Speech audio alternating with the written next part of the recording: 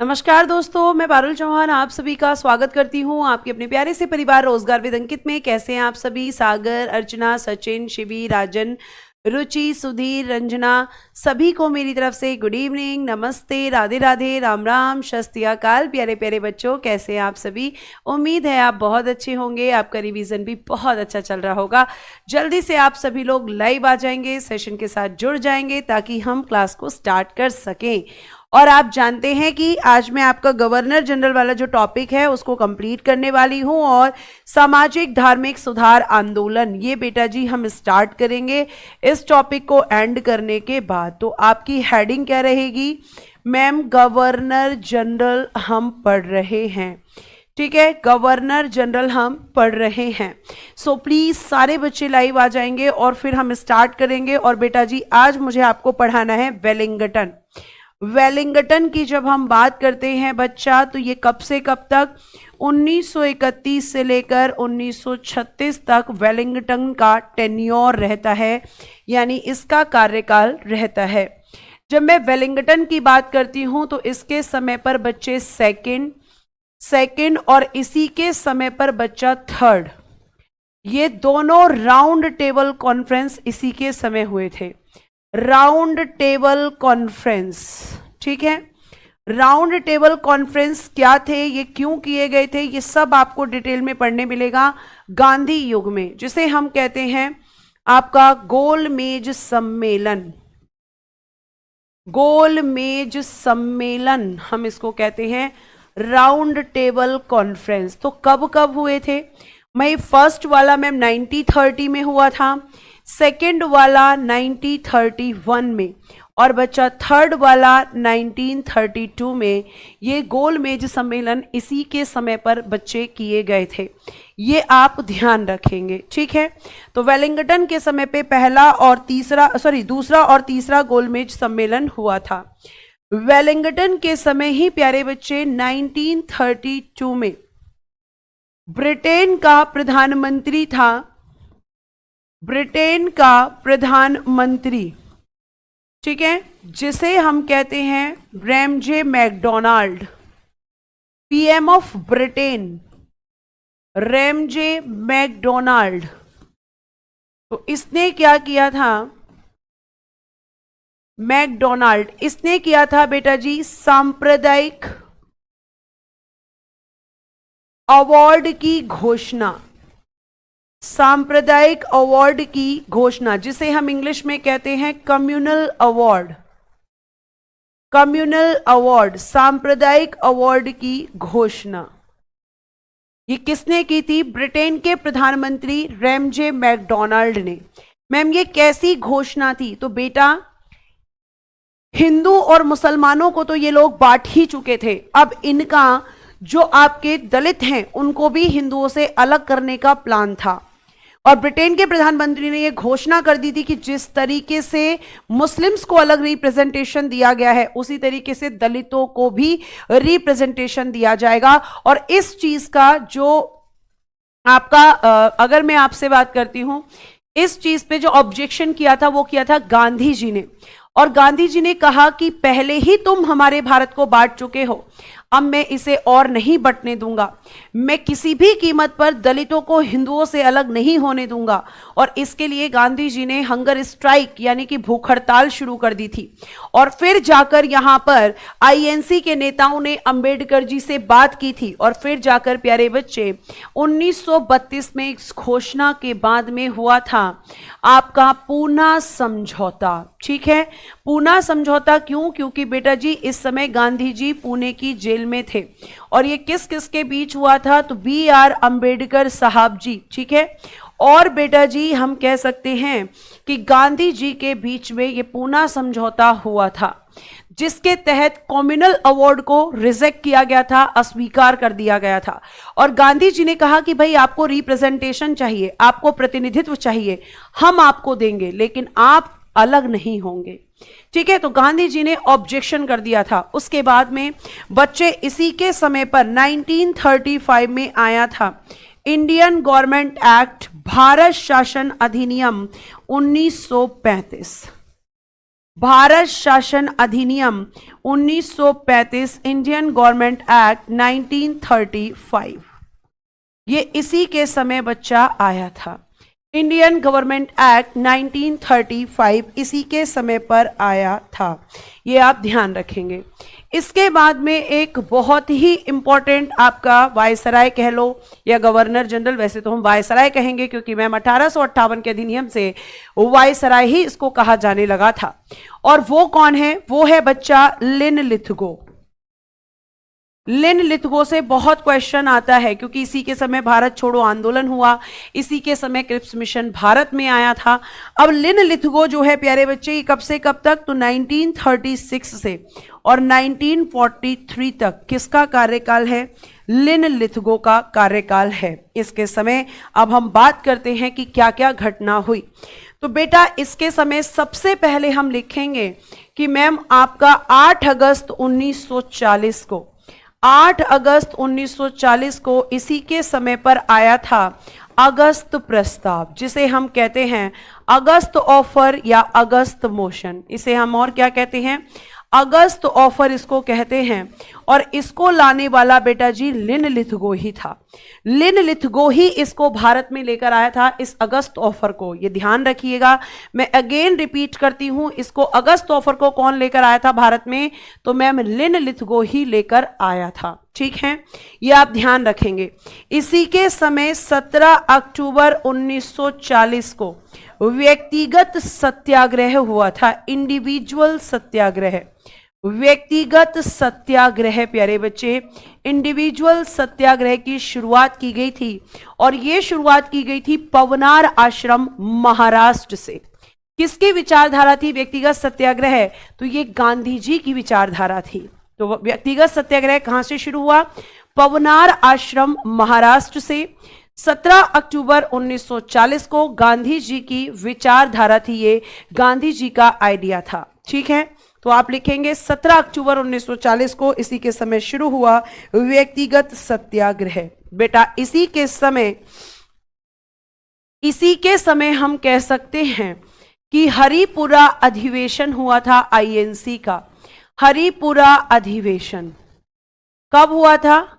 1938 में। किसका है यह अधिवेशन? आईएनसी का। कब हुआ था? 1938 में।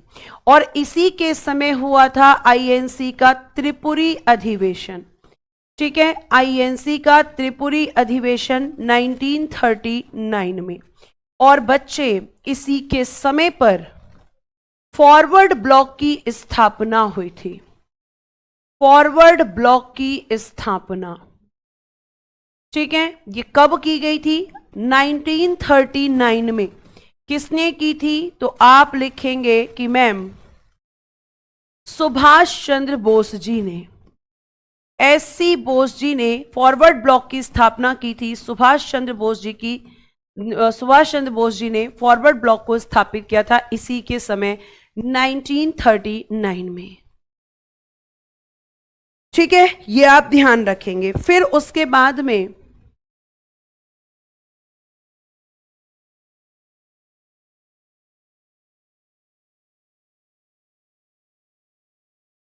ठीक है, आगे देखिए प्यारे बच्चे, आगे हम बात करते हैं। इसी के समय पर आया था क्रिप्स मिशन। क्रिप्स मिशन इसी के समय पर कहां आया था? दिल्ली में। ठीक है, कब आया था मैम? 23 मार्च 1942 को। 23 मार्च 1942 को। इसी के समय बेटा जी सेकेंड वर्ल्ड वॉर, द्वितीय विश्व युद्ध की, जो कि आपका 1939 से 1945 तक चला था, इसकी हुई थी शुरुआत। सेकेंड वर्ल्ड वॉर की शुरुआत इसी के समय हुई 1939 में। ये भी आप लिखेंगे। ठीक है, उसके अलावा प्यारे बच्चे ये भी ध्यान रखिएगा कि इसी के समय गांधी जी ने शुरू किया था क्विट इंडिया मूवमेंट, भारत छोड़ो आंदोलन। भारत छोड़ो आंदोलन।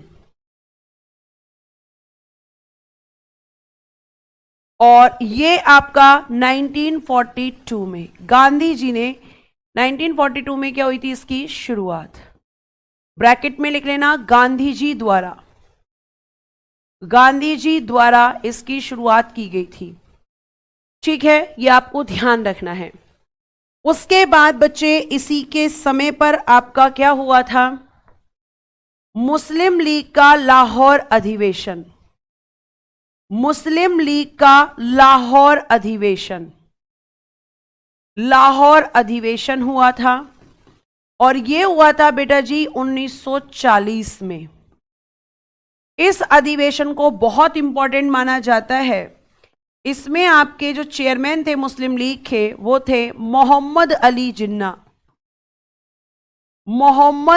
जिन्ना और इस अधिवेशन में मुस्लिम लीग ने की थी पाकिस्तान की मांग।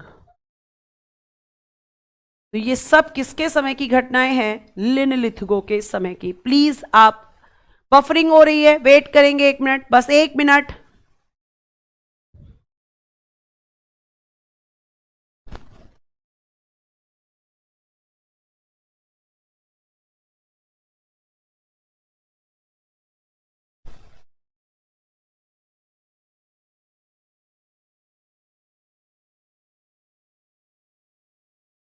बेटा अभी देखिए और बताइए मुझे फटाफट से।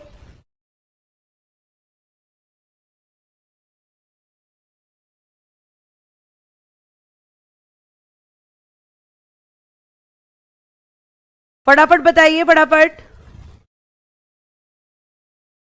अभी ऑल ओके? अभी ऑल ओके है बच्चे, बताइए फटाफट।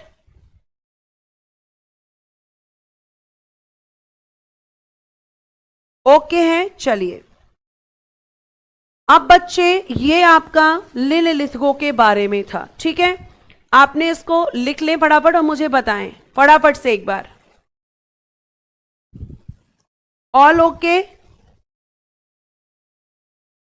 बताएं फटाफट एक बार।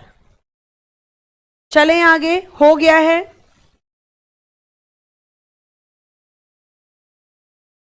ठीक है, हो गया है तो बताइए फटाफट, फिर आगे चलते हैं।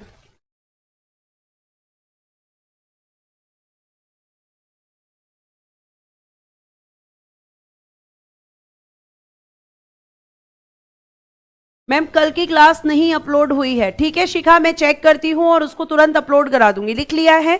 अब आप लिखेंगे बेटा जी वेबेल। अब आप लिखेंगे वेबेल। वेबेल बेटा जी 1943 से और 1947 तक रहेगा। 1943 से और 1947 तक जब वेबेल भारत में वायसराय बन के आया, तो इसके समय पर सबसे पहले हम लिखेंगे कि कैबिनेट मिशन भारत में आया था। कैबिनेट मिशन भारत में कहां पर, दिल्ली आया। ठीक है, कब आया था? तो 24 मार्च 1946 को। वेबेल के समय पर ही भारत में अंतरिम सरकार का गठन हुआ था। अंतरिम सरकार आपने पॉलिटी में पढ़ा होगा, अंतरिम सरकार का गठन, formed of interim government. Formed of interim government. Interim government या अंतरिम सरकार का मतलब होता है बच्चा अस्थायी सरकार, यानी एक ऐसी सरकार जो जब तक काम करेगी जब तक कि एक परमानेंट गवर्नमेंट नहीं बन जाती। 2 सितंबर 1946 को वेबेल के समय पर ही मैम संविधान सभा का गठन हुआ था, या संविधान सभा का गठन हुआ था।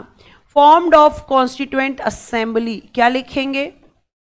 फॉर्म्ड ऑफ कॉन्स्टिट्यूएंट असेंबली, संविधान सभा का गठन। बताइए कब हुआ था? देखते हैं कितने बच्चे इस क्वेश्चन का आंसर करते हैं। ठीक है, ये क्वेश्चन आप पे मैंने छोड़ा है, आपको बताना है कि संविधान सभा का गठन कब हुआ था। इसी के समय प्यारे बच्चे अगर हम बात करते हैं, इसी के समय पर मैम शिमला समझौता हुआ था, जो कब हुआ था? 1945 में। कब हुआ था? 1945 में। इसी के समय शिमला समझौता हुआ था। ठीक है, फिर हम पढ़ेंगे माउंटबेटन। किसी ने भी मुझे ये नहीं बताया कि संविधान सभा का गठन, पूरी डेट बतानी है। बहुत बढ़िया मैम, 6 दिसंबर 1946 को इसका गठन हुआ था। और अगर मैं आपसे बता दूं तो जो आपकी संविधान सभा थी, इसकी फर्स्ट मीटिंग भी इसी के समय हुई थी। प्रथम बैठक भी इसी के समय 9 दिसंबर 1946। ठीक है, सेकंड मीटिंग भी इसी के समय 11 दिसंबर 1946। और थर्ड मीटिंग भी इसी के समय 13 दिसंबर 1946। ये सब इसी के समय हुआ है, जब ये भारत में आप वायसराय बनकर आया था। इसके बाद आप लिखेंगे माउंटबेटन। और माउंटबेटन प्यारे बच्चे 1947 से 1948 तक था। ठीक है, सबसे पहले माउंटबेटन के बारे में मैं बता दूं कि माउंटबेटन को आपको ध्यान रखना है। शिमला समझौता 1946 नहीं होगा अंजीत, 1945 होगा बेटा, प्लीज एक बार चेक करो। अब सुनिए ध्यान से, माउंटबेटन भारत में जो भेजा गया वो इसलिए भेजा गया कि भैया जाओ और जाकर किसी भी तरीके से पहले तो कोशिश करो कि भारत और मतलब भारत से अलग पाकिस्तान ना बने। अब ये यहां पर आएगा, बहुत कोशिश करेगा कि भाई बंटवारा रोका जा सके, लेकिन बंटवारा नहीं रुकेगा। और जब ये यहां पर बातचीत करके इस चीज को फाइनल कर लेगा, तो जब माउंटबेटन भारत में आया तो ये क्या लेकर आया, जिसे हम कहते हैं 3 जून प्लान, क्योंकि ये जून में आया था। या इसे कहते हैं माउंटबेटन प्लान, क्योंकि इसे माउंटबेटन लेकर आया था। या फिर इसको कई बार कहते हैं बाल्कन प्लान। और ये बेटा जी माउंटबेटन ही लेकर आया था। और कब लाया था? 1947 में। और ये प्लान किससे संबंधित था? भारत और पाकिस्तान के विभाजन से। भारत और पाकिस्तान के विभाजन से। ठीक है दीपिका, सितंबर नहीं दिसंबर, 6 दिसंबर 1946। ठीक है, तो ये क्या लेके आया है? भारत और पाकिस्तान का विभाजन करने के लिए मैम यहां पर ये आया है, और उसके लिए ये प्लान लेकर आया था। प्यारे बच्चे, इसी के समय पर बना था रेड क्लिफ आयोग का गठन किया गया था। रेड क्लिफ आयोग का गठन, यह आयोग क्यों बना था? तो मैम भारत और पाकिस्तान के बीच में सीमा निर्धारण करने के लिए। तो जो आपकी रेड क्लिफ रेखा है बच्चे, अगर मैं इसकी बात करती हूं रेड क्लिफ लाइन, तो ये जो आपकी रेड क्लिफ रेखा है किस किस के बीच में है? मैम रेड क्लिफ रेखा भारत और पाकिस्तान के बीच में है, जो इसकी सीमा का निर्धारण करती है। और क्योंकि इसकी सीमा को निर्धारण करने वाले इस कमीशन का अध्यक्ष रेड क्लिफ था, इसीलिए इस रेखा का नाम भी रेड क्लिफ रेखा रखा गया है। प्यारे बच्चे, इसी के समय पर हुआ था पाकिस्तान का निर्माण। फॉर्मेशन ऑफ पाकिस्तान कब कर दिया गया था? 14 अगस्त 1947 को। और इसी के समय पर हुआ था बेटा जी आपका प्यारा सा भारत स्वतंत्र। और भारत स्वतंत्र कब हुआ था? मैम 15 अगस्त 1947 को, और इसीलिए इस दिन को हम इंडिपेंडेंस डे के रूप में सेलिब्रेट करते हैं। और मैम इसकी अगर हम बात करते हैं तो ये कौन था? स्वतंत्र भारत का पहला गवर्नर जनरल। स्वतंत्र भारत का पहला गवर्नर जनरल। पहला गवर्नर जनरल कौन था स्वतंत्र भारत का? ये क्वेश्चन कई बार एग्जाम में आया है। तो Mountbatten. First governor general of आपका इंडिपेंडेंट इंडिया कौन था? माउंटबेटन। ठीक है, फिर लिखिएगा सी राजगोपालाचारी। सॉरी बेटा, सॉरी, आवाज आ रही है ना? हाँ, आगे देखो, एक मिनट। फिर आप यहां पे मैं बॉक्स में, क्योंकि एक ही लाइन है उनके बारे में, तो मैं इधर लिख दे रही हूं, आप नीचे ही लिखना। सी राजगोपालाचारी जी, सी राजगोपालाचारी, ये आपके लिखिएगा कब से कब तक, 1948 से 1950 तक लिखिएगा। स्वतंत्र भारत के प्रथम भारतीय, प्रथम और अंतिम दोनों ही थे, फर्स्ट एंड लास्ट, प्रथम और अंतिम भारतीय गवर्नर जनरल। दोनों चीजों को जरा ध्यान से पढ़ना, बहुत सारे बच्चे कंफ्यूज होंगे अब यहां पर।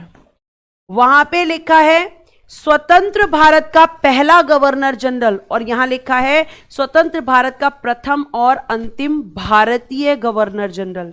यानी कि कोई भारतीय पहली बार गवर्नर जनरल बना तो वो कौन थे, सी राजगोपालाचारी जी थे बेटा। और ये आपका गवर्नर जनरल चैप्टर आज यहां पर फिनिश होता है, इसका समापन होता है। और प्यारे बच्चे एक नया चैप्टर, ये देखिए बेटा, स्नेहा थर्ड मीटिंग जो हुई थी वो 13 दिसंबर को ही हुई थी, ऑब्जेक्टिव रिजोल्यूशन के साथ शुरू हुई थी, 15 दिसंबर को नहीं हुई थी। मैंने गलत नहीं पढ़ाया है, आपने गलत बेटा पढ़ लिया है। एक बार इसको क्रॉस वेरीफाई करें और फिर देखें कि मैंने डालिएगा संविधान सभा की तीसरी बैठक कब हुई थी, वो बोलेगा 13 दिसंबर को हुई थी, 15 दिसंबर को नहीं हुई थी बेटा। आपने कहां पढ़ लिया 15 दिसंबर? नीलेश कह रहे हैं जुलाई में मैम जो है संविधान सभा बन गई थी। जुलाई अगस्त में तो संविधान सभा के इलेक्शन हुए थे 1946 में। आप लोग कॉन्सेप्ट्स को गलत अपने दिमाग में भर लेते हो और फिर सोचते हो कि टीचर गलत है और हम सही हैं। जैसे नीलेश ने अभी लिख दिया कि नहीं मैम दिसंबर में नहीं, जुलाई में संविधान सभा बन गई थी, जुलाई 1946 में। बेटा जुलाई अगस्त 1946 में तो संविधान सभा के लिए इलेक्शन हुए थे, संविधान सभा कैसे बन जाएगी उस टाइम?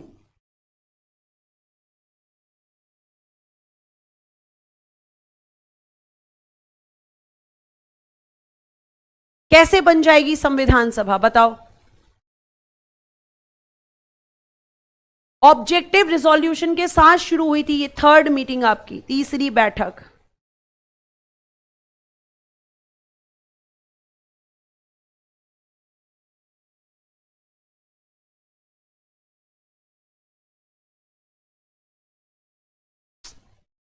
आप इसको चेक कर लीजिएगा एक बार, ठीक है। Third meeting of constituent assembly, संविधान सभा की तीसरी बैठक कब हुई? अभी चेक करो तुरंत, अभी चेक करो तुरंत। मैं वेट ही नहीं कर रही आपको कि कल के लिए छोड़ो, आप अभी चेक करो third meeting of constituent assembly कब हुई थी, फटाफट चेक करो। एक बार चेक करो आप। हम क्योंकि न्यू चैप्टर है तो नया पेज लेंगे और यहां पे एक हेडिंग देंगे, सामाजिक धार्मिक सुधार आंदोलन। सामाजिक धार्मिक सुधार आंदोलन।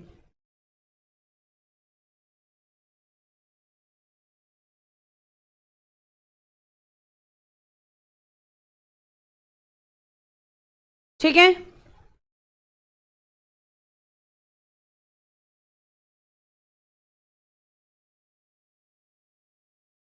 रितु कह रही है 13 दिसंबर 1946 सही है। तो religious and social reforms movement, religious and social reforms movement.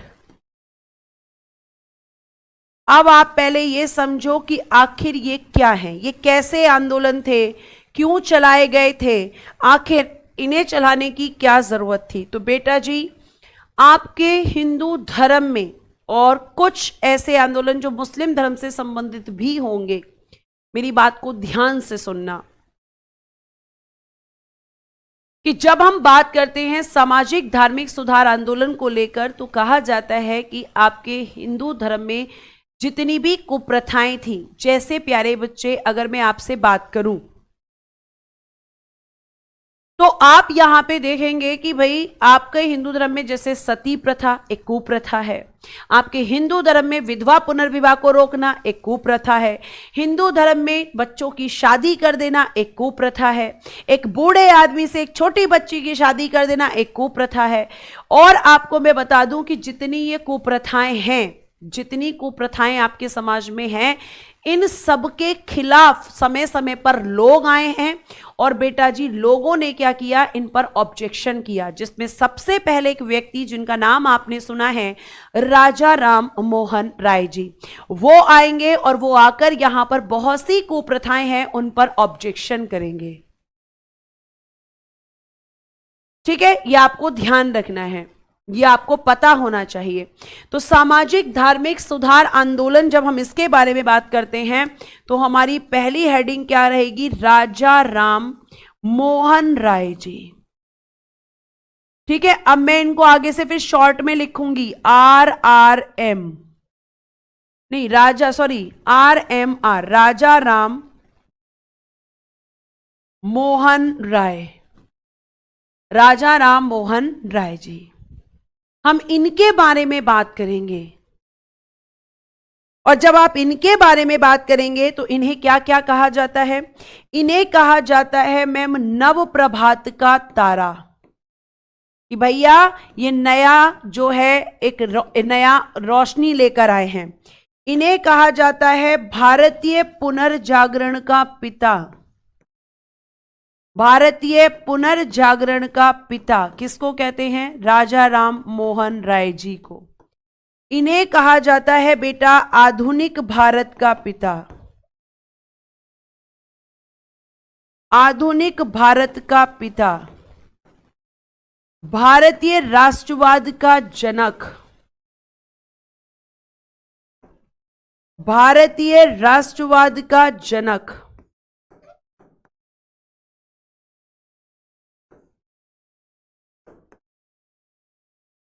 इन्हें ही कहा जाता है भारतीय पत्रकारिता का जनक, भारतीय पत्रकारिता का जनक।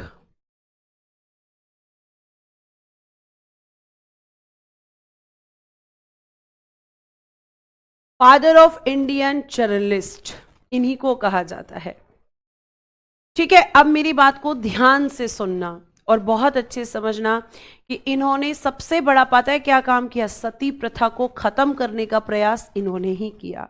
मैंने आपको बताया था कि विलियम बेंटिक 1828 से 1835 रहा और उसने राजा राम मोहन राय जी के प्रयासों से बेटा यहां पर विलियम बेंटिक ने सती प्रथा को खत्म किया था। सती प्रथा एक ऐसी प्रथा जिसमें किसी व्यक्ति के मरने के बाद, मतलब पुरुष के मरने के बाद, उसकी वाइफ को जिंदा उसके साथ जला दिया जाता था, क्योंकि आपके समाज में विधवा पुनर्विवाह अलाउड नहीं था और यह माना जाता था कि पति के बिना पति पत्नी का कोई अस्तित्व नहीं होता है। ठीक है, ये आपको ध्यान रखना है। दीपिका आपके अलावा बेटा किसी को दिक्कत नहीं है, तो इसका मतलब मेरी तरफ से दिक्कत नहीं है, क्योंकि मेरी तरफ से दिक्कत होने पे सब करते हैं। देखो एक चीज सुन लो मेरी, तुम्हें सबसे बड़ी प्रॉब्लम यह है कि एकदम गुस्सा आ जाता है, जो कि तुम्हें नहीं आना चाहिए। क्योंकि मैंने तो सुना है कि गवर्नमेंट जॉब की प्रिपरेशन करने वाले जो बच्चे होते हैं ना, उनके अंदर बड़ा पेशेंस होता है, लेकिन तुम लोगों के अंदर सच बताऊं तो तुम्हारे अंदर बिल्कुल पेशेंस नहीं है। मैं कितना भी बोलती रहूं, कितना भी मैं तुम्हें ये बोलती रहूं कि प्लीज प्लीज प्लीज बेटा जब मैं पढ़ाया करूं तो कमेंट्स मत करो। बच्चे अगर इधर से प्रॉब्लम होगी दीपिका तो सबको होगी बेटा, जैसे अभी सबको हुई थी तो मैंने तुरंत उसको चेक किया। अब एक बच्चे को प्रॉब्लम है तो मेरी तरफ से नहीं है, ऐसे कई सारे कमेंट्स आएंगे, मैं तुरंत आपका चेक करूंगी। और इतना आप एग्रेसिव हो जाते हो एकदम से कि मतलब टीचर को टीचर की वैल्यू ही नहीं देते, मतलब कुछ भी लिख देते हो। थोड़ा पेशेंस लेके आओ बेटा, बहुत अच्छे आप पेशेंस लेकर आओ अपने अंदर। क्योंकि गवर्नमेंट जॉब के लिए ना बहुत पेशेंस चाहिए। अगर पेशेंस नहीं रहेगा तो बहुत जल्दी तुम हार मानने लग जाओगे। कई बार तुम्हें अपने ऑफिसर्स की जो बातें हैं वो बिना किसी गलती के ही सुनने को मिलेंगी। तुम्हें लगेगा अरे मैंने क्या किया है, क्यों मुझे डांट रहे हैं। तो प्लीज अपने अंदर एक मोटिवेशन, एक पॉजिटिव वाइब्स लेकर आइए, वो बहुत जरूरी है, बहुत ज्यादा जरूरी है बच्चे। उम्मीद करती हूं कि आप आगे से समझेंगे। आगे देखिए, अब यहां पे मैं आपसे आगे बात करने जा रही हूं इनके बारे में, और वो है आपके, नेक्स्ट देखिएगा, कि मैं आपको ये बताऊंगी कि राजा राम मोहन राय जी किस किस चीज के सपोर्टर थे और किस किस चीज के ये विरोधी थे। मतलब इन्होंने किन किन चीजों को समर्थन दिया और किन किन चीजों का समाज में विरोध किया। जब आप इसको समझेंगे तो आपको लगेगा वाओ कितना अच्छा व्यक्तित्व है इनका। तो आप सीखिए, इनके व्यक्तित्व से सीखिए बच्चे। और ऐसा नहीं था कि आज के समाज में जैसे सती प्रथा नहीं है तो उस टाइम बस राजा राम मोहन राय जी ने एक बार बोला होगा और सती प्रथा खत्म हो गई होगी। नहीं, लोगों ने इन्हें पत्थरों से मारा, इन्हें अब्यूज किया, इन्हें गलत कहा, इन्हें पागल कहा, लेकिन उन्होंने सब बर्दाश्त किया। तो जब इन्होंने इतना बर्दाश्त किया तब जाकर सती प्रथा खत्म हुई। अगर ये भी एक बार में हार मान जाते तो सती प्रथा आज भी समाज में होती। तो तुम्हारे सिलेक्शन का भी कुछ ऐसा हाल है। हो सकता है कुछ बच्चे एक ही बार में सेलेक्ट हो जाएं, हो सकता है कुछ बच्चे एक बार में सेलेक्ट ना हो। तो सिलेक्शन नहीं होने का मतलब ये नहीं है कि तुम्हारा सिलेक्शन कभी होगा ही नहीं। ठीक है, तो पेशेंस रखिए। आगे चलिए, अब देखिए यहां पर आगे अगर मैं बात करती हूं तो समर्थक, यानी किस किस चीज का सपोर्ट किया इन्होंने। तो इन्होंने भैया एक तो कहा कि भैया मैं एकेश्वरवाद का सपोर्टर हूं।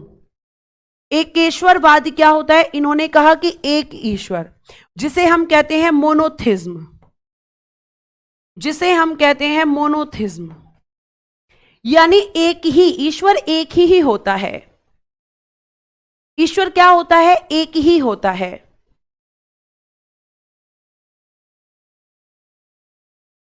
ईश्वर अलग अलग नहीं है। इन्होंने कहा कि मैं एक ईश्वर में विश्वास करता हूं।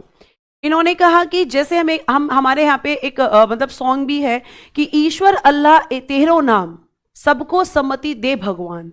मतलब ईश्वर और अल्लाह एक ही है, वो अलग अलग नहीं है। तो इन्होंने कहा कि ईश्वर एक है, मैं एकेश्वर में विश्वास करता हूं। ठीक है, आगे देखिए प्यारे बच्चे, उसके बाद इन्होंने कहा कि भाई स्त्रियों का सशक्तिकरण, यानी वुमेन एम्पावरमेंट की बात की इन्होंने। स्त्री सशक्तिकरण, वुमेन एम्पावरमेंट। इन्होंने कहा कि महिलाओं का सशक्त होना बहुत जरूरी है। इन्होंने कहा कि महिलाओं का सशक्त होना बहुत जरूरी है, और सशक्त होने के लिए क्या होना पड़ेगा? जो अधिकार पुरुषों को दिए गए हैं वो महिलाओं को भी दो। पुरुष दूसरी शादी कर सकता है तो महिला भी कर सकती है। पुरुष शिक्षा ले सकता है तो महिला भी ले सकती है। कोई बात नहीं दीपिका, इट्स ओके बेटा, आगे चलो, टेंशन मत लिया करो ज्यादा। जो बात होती है उसको वहीं पे छोड़ के आगे बढ़ा करो, ठीक है। तो स्त्री सशक्तिकरण, वुमेन एम्पावरमेंट की इन्होंने बात की कि जो अधिकार पुरुषों को हैं समाज में वो महिलाओं को भी दो। इन्होंने कहा कि भैया विधवा पुनर्विवाह होना चाहिए। इन्होंने कहा कि विडो रीमैरिज होनी चाहिए।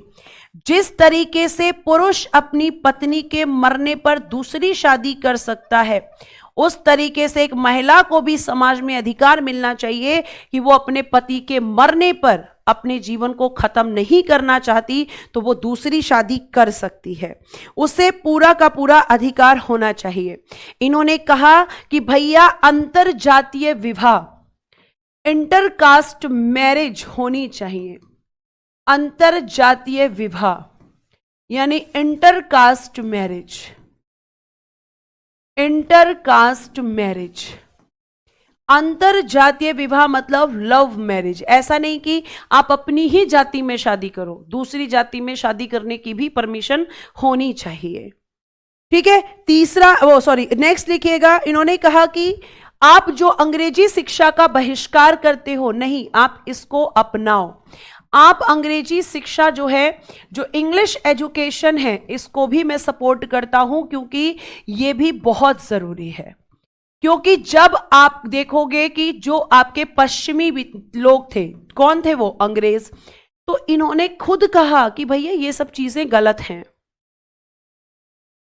ये जो सती प्रथा का कॉन्सेप्ट है, ये जो आप विधवाओं को शादी नहीं करने देते, बच्चों की शादी करवा देते हो, तो ये पश्चिमी सभ्यता के हिसाब से गलत थी, और सच में ही गलत थी। तो आप ये ध्यान रखेंगे बच्चों कि ये सारे सपोर्टर, इन सारी चीजों के सपोर्टर कौन थे? राजा राम मोहन राय जी। अब ये विरोधी किस किस चीज के थे? तो विरोध इन्होंने किस किस चीज का किया होगा, आप बताओ। मैम, इन्होंने एक तो सबसे ज्यादा जो विरोध किया वो किया था सती सिस्टम का, सती प्रथा का इन्होंने विरोध किया कि सती सिस्टम गलत है, सती प्रथा गलत है। इन्होंने कहा कि भैया बाल विवाह, चाइल्ड मैरिज, जो आप बच्चों की शादियां कर देते हो बहुत कम उम्र में, ये भी इन्होंने कहा कि ये बहुत ही गलत है। इन्होंने कहा कि चाइल्ड मैरिज एक तरीके से बच्चों के जीवन को खत्म कर देती है, उनका बचपन छीन लेती है, ये नहीं होना चाहिए। इन्होंने कहा कि भैया बहुविवाह, बहुविवाह पॉलीगेमी, बहुविवाह का क्या मतलब होता है? एक पुरुष को कई शादी करने का अधिकार, कि एक पुरुष कई सारी शादियां कर सकता है, मतलब महिला एक भी नहीं कर सकती है पति के मरने के बाद, पर पुरुष पत्नी के जिंदा रहते हुए भी शादियां कर सकता है, और यह आपने इतिहास में देखा है, ये आपने बच्चे देखा है इतिहास में।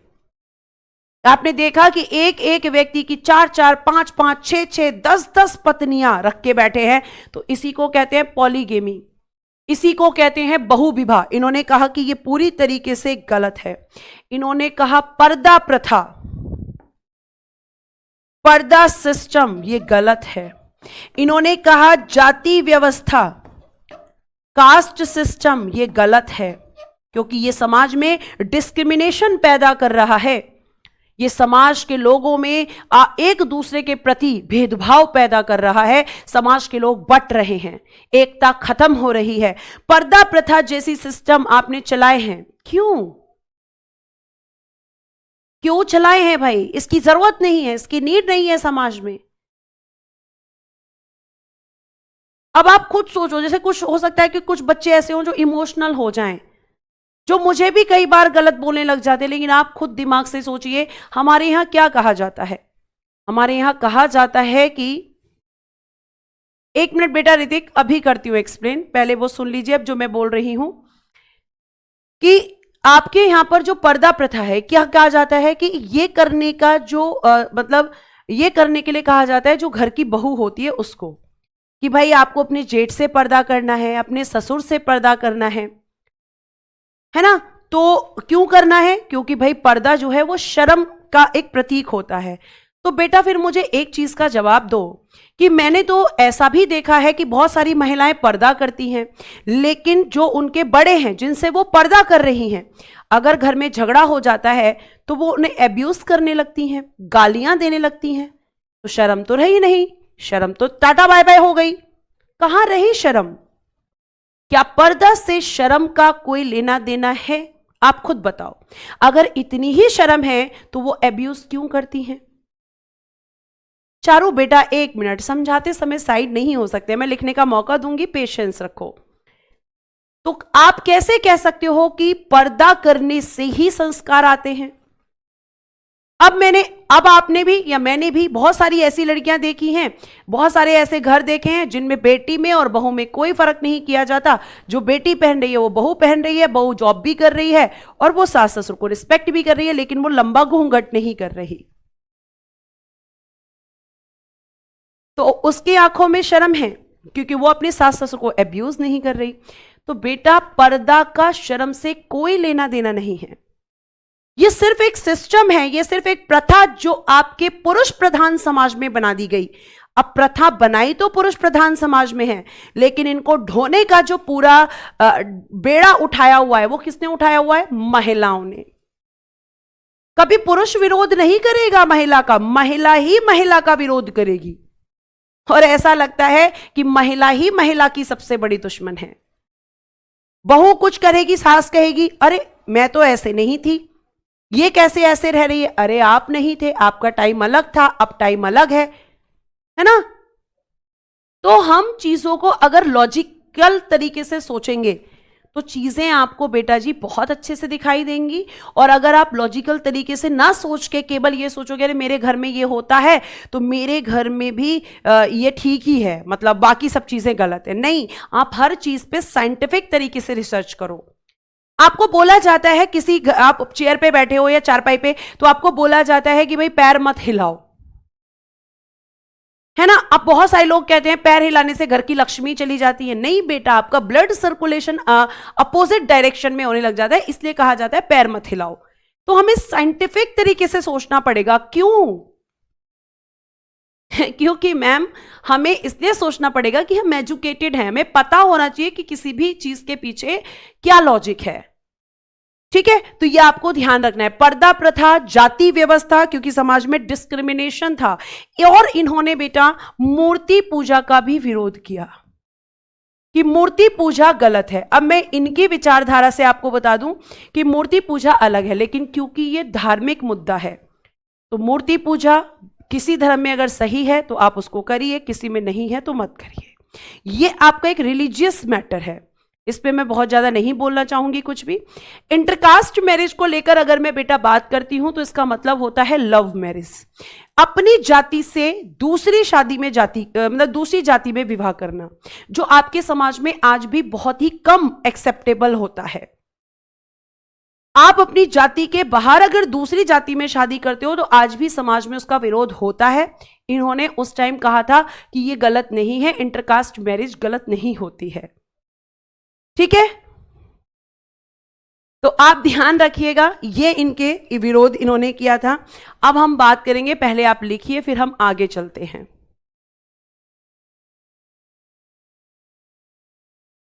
लिखकर तुरंत बताइए फटाफट।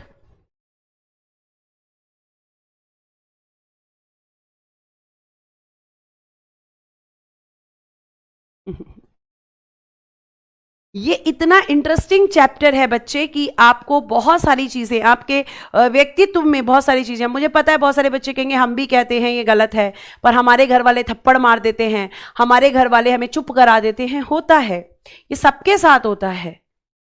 मैंने बताया ना, राजा राम मोहन राय के साथ भी हुआ था, उन्हें भी पत्थर पड़े थे, गालियां पड़ी थी, पागल कहा लोगों ने, लेकिन उन्होंने फिर भी उस चीज को, हाँ बिल्कुल बेटा, छुआछूत को भी इन्होंने नहीं माना, छुआछूत का भी विरोध किया। जब जाति व्यवस्था को ही नहीं माना तो छुआछूत को कैसे मान सकते हैं शिखा? छुआछूत को भी नहीं माना, अनटचेबिलिटी का भी इन्होंने विरोध किया है। ठीक है, आगे चलते हैं। नेक्स्ट हम बात करते हैं कि इनका जन्म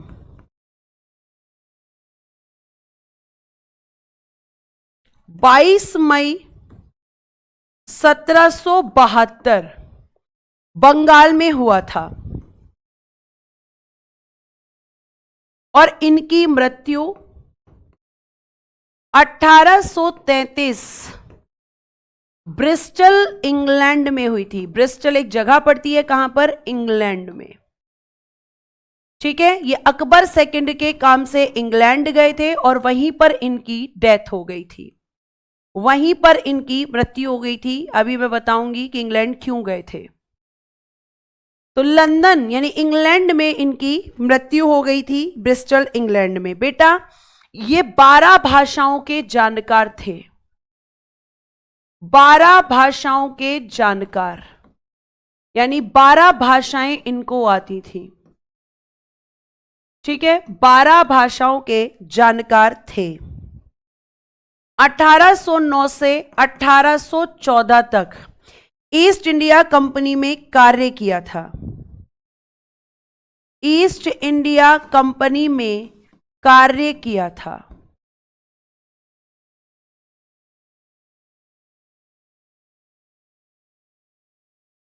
ठीक है, इन्होंने एक बुक लिखी थी 1809 में, बुक लिखी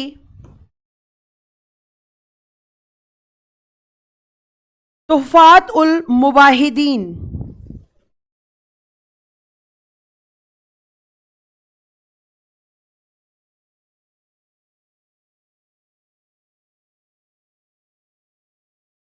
तुफात उल मुवाहिदीन। और प्यारे बच्चे ये बता दूं कि ये जो बुक थी इसकी भाषा थी फारसी और ये इन्होंने लिखी थी एकेश्वरवाद के ऊपर, एकेश्वरवाद के लिए लिखी थी। किस पर लिखी थी? एकेश्वरवाद पर, मोनोथिज्म जिसको हम कहते हैं। Very good Shikha, for monotheism Shikha ने पहले लिख दिया एकेश्वरवाद के लिए। ठीक है, उसके बाद बेटा इन्होंने, ये क्वेश्चन कई एग्जाम में पूछा जा चुका है, उसके बाद इन्होंने 1815 में आत्मीय सभा का गठन किया था। आत्मीय सभा का गठन 1815 में आत्मीय सभा का गठन किया था। किसने? तो आप कहोगे मैम राजा राम मोहन राय जी ने। प्यारे बच्चे 1817 में कलकत्ता में, ठीक है, 1817 में कलकत्ता में हिंदू कॉलेज की स्थापना की थी। हिंदू कॉलेज की स्थापना, और यह भी ध्यान रखना किसके सहयोग से? डेविड हेयर के सहयोग से। डेविड हेयर एक अंग्रेज था, डेविड हेयर के सहयोग से। यह क्वेश्चन पूछा गया है कि राजा राम मोहन राय जी ने कलकत्ता में किसके सहयोग से हिंदू कॉलेज की स्थापना की थी? तो आप ध्यान रखेंगे कि मैम डेविड हेयर के सहयोग से की थी। ठीक है, फिर प्यारे बच्चे इन्होंने एक बुक लिखी थी 1820 में, बुक प्रीसेप्ट्स ऑफ जीसस। क्या लिखी थी? Precept of Jesus, precept of Jesus. ये बुक इन्होंने लिखी और आप कहेंगे कब? तो मैं कहूंगी 1820 में। आगे चलिए, 1821 में इन्होंने कलकत्ता यूनिटेरियन की स्थापना की थी। कलकत्ता यूनिटेरियन की स्थापना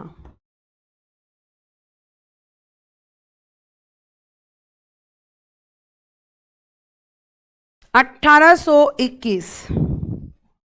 1822 में इन्होंने मिरात उल अखबार लिखा। यह एग्जाम में पूछा गया है, मिरात उल अखबार किसने लिखा? राजा राम मोहन राय जी ने। और इसकी जो भाषा थी, सेम लिखना, फारसी। फारसी भाषा में मिरात उल अखबार बहुत इंपॉर्टेंट है, कई एग्जाम्स में इसके बारे में पूछा जा चुका है। ठीक है, और मैं आपको बता दूं कि बेटा जी ये वीकली आपका निकलता था। कैसा था ये? साप्ताहिक। साप्ताहिक था, मतलब वीकली ये निकलता था आपका, वीकली, साप्ताहिक। ठीक है,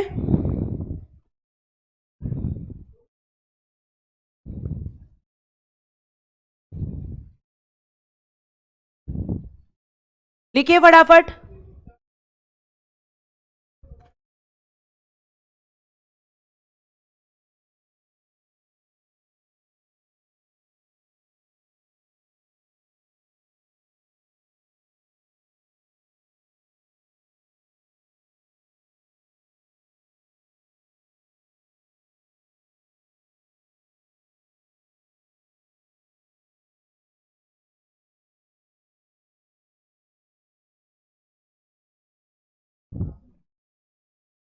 बेटा अंगद ने क्वेश्चन पूछा है 1816 या 1817। बेटा 1817 चेक करो एक बार, 1817।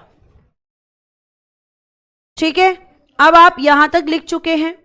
अब मिरातुल अखबार की एक लाइन है, प्यारे बच्चे 1823 में, 1823 में एक आपका आया था अखबार से रिलेटेड लाइसेंस एक्ट 1833 में, सॉरी 23 में क्या आया था, लाइसेंस एक्ट। और इस लाइसेंस एक्ट के तहत प्यारे बच्चे जब्त होने वाला पहला अधिकार, पहला अखबार था, जब्त होने वाला पहला अखबार। तो आप ये लाइन लिखना चाहें लिख सकते हैं, बहुत ज्यादा इंपॉर्टेंट नहीं है। ठीक है, आगे चल सकते हैं। आई होप आपने लिख लिया होगा।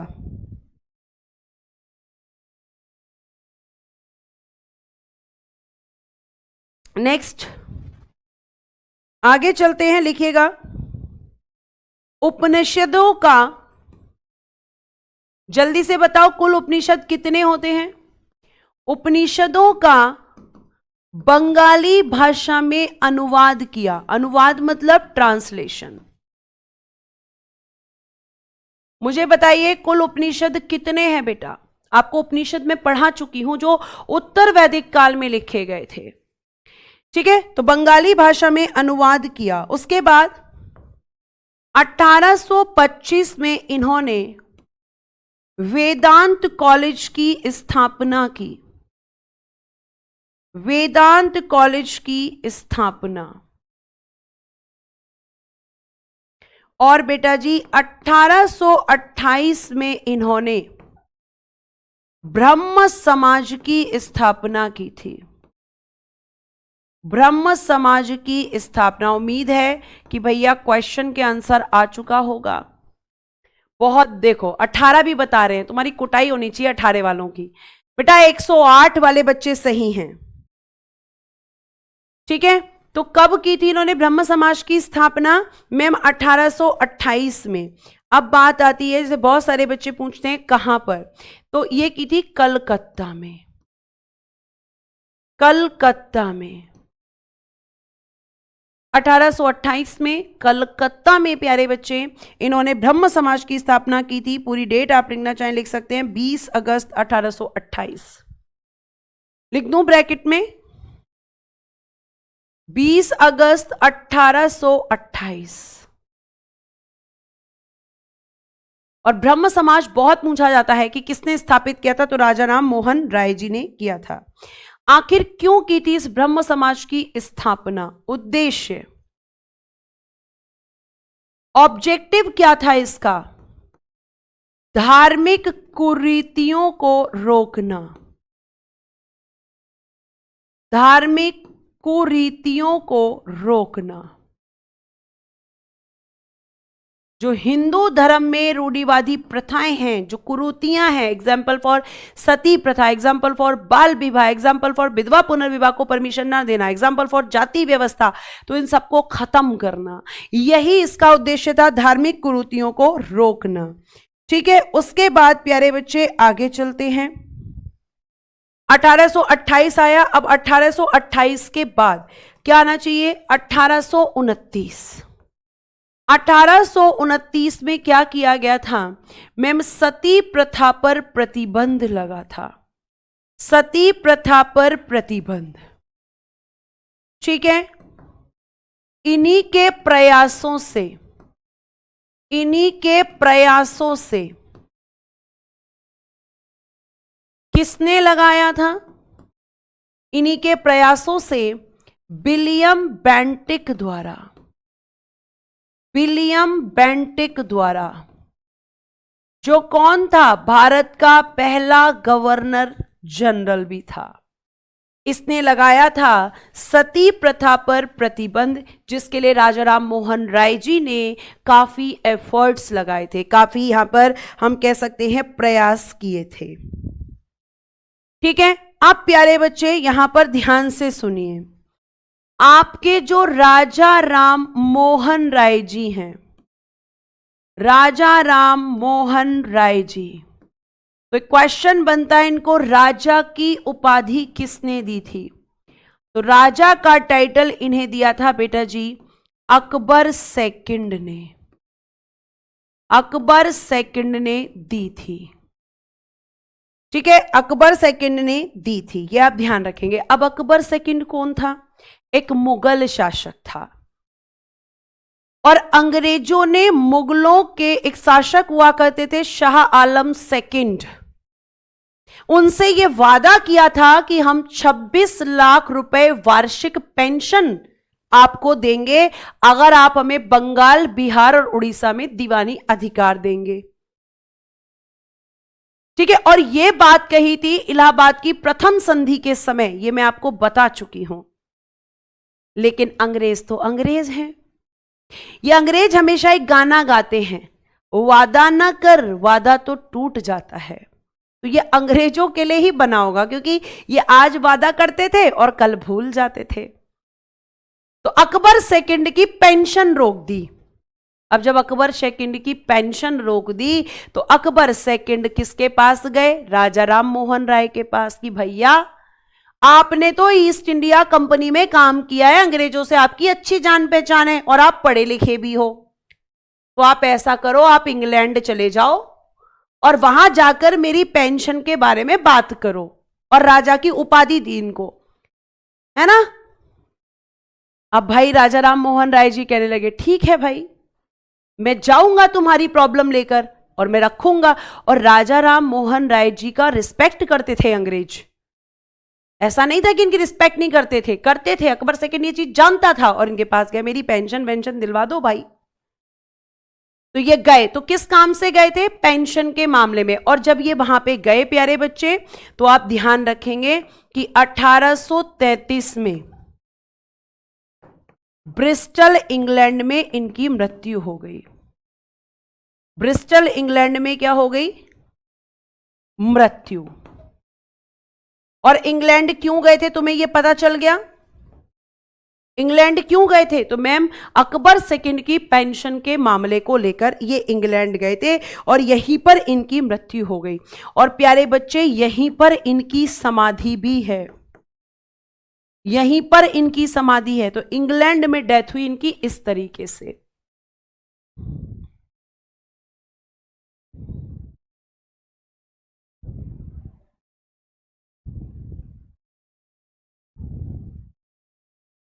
ठीक है, बात समझ में आई? ये समझ में आया इंग्लैंड क्यों गए थे? आ गई हो तो जरा थम्स अप कर दो, थोड़ी बहुत स्माइल भी कर दिया करो, ताकि मुझे ये पता चल जाए कि कोई भी बच्चा जो है मुंह फुलाकर ऐसे तो नहीं पढ़ रहा है, सब खुशी खुशी पढ़ रहे हैं। या ऐसा भी कोई है जो ऐसे वाला है? ऐसा वैसे होना तो नहीं चाहिए, इतना इंटरेस्टिंग चैप्टर चल रहा है। अब इनकी डेथ हो गई, तो भैया डेथ होने के बाद में इस ब्रह्म समाज को किसने संभाला? सैलरी नहीं अंगद, पेंशन, सैलरी नहीं बच्चे। Thank you so much, response देने के लिए आपका दिल से धन्यवाद। चलिए, यहां तक आपने लिख लिया होगा। अब आपने लिख लिया, अब लिखिएगा, एक हेडिंग दीजिएगा, इनकी मृत्यु के बाद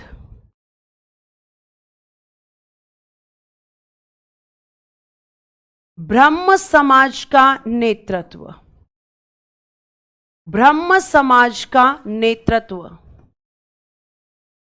भाई ये बड़ा जिम्मेदारी वाला काम था कि इसका लीडरशिप किसके पास। तो इनकी मृत्यु के बाद जो ब्रह्म समाज का नेतृत्व है, अगर हम बात करते हैं तो वो किसके पास गया? तो वो गया, लिखिएगा, देवेंद्र नाथ टैगोर जी के पास। देवेंद्र नाथ टैगोर जी, इन्होंने ब्रह्म समाज का नेतृत्व संभाला, इनको जिम्मेदारी दी गई थी। इनके साथ में अन्य लोग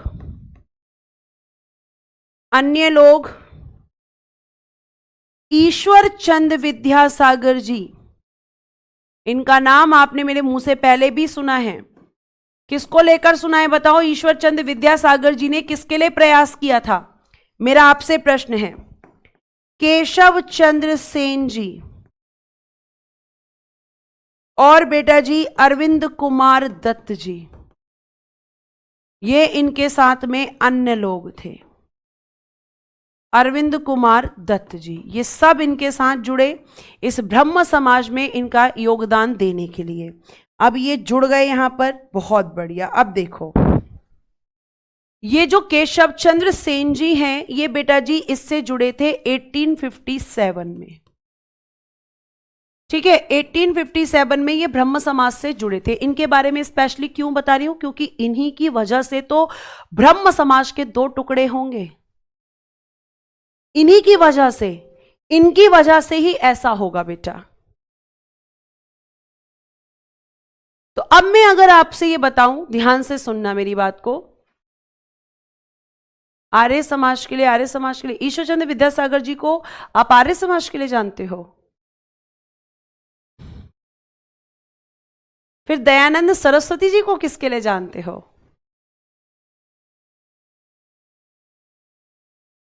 वेरी गुड मैम, विधवा पुनर्विवाह के लिए। शाबाश अंगद। बेटा पीछे का पढ़ लिया करो। हाँ बेटा, 1823 में लाइसेंस एक्ट आया था मयंक, उसी के तहत मिरात उल अखबार जब्त किया गया था, मतलब सीज्ड कर दिया गया था।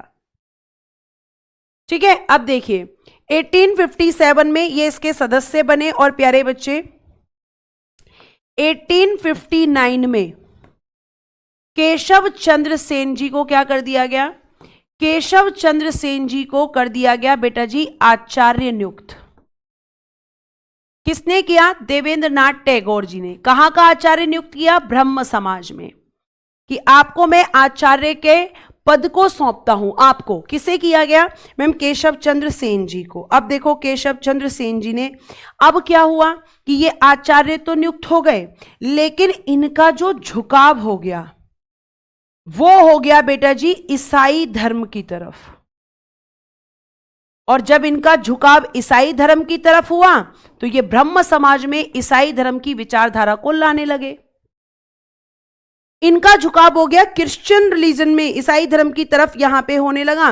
और जब यहां पे ईसाई धर्म की तरफ इनका झुकाव हुआ तो ब्रह्म समाज पर भी ईसाई धर्म का प्रभाव पड़ा। आप लिख सकते हो।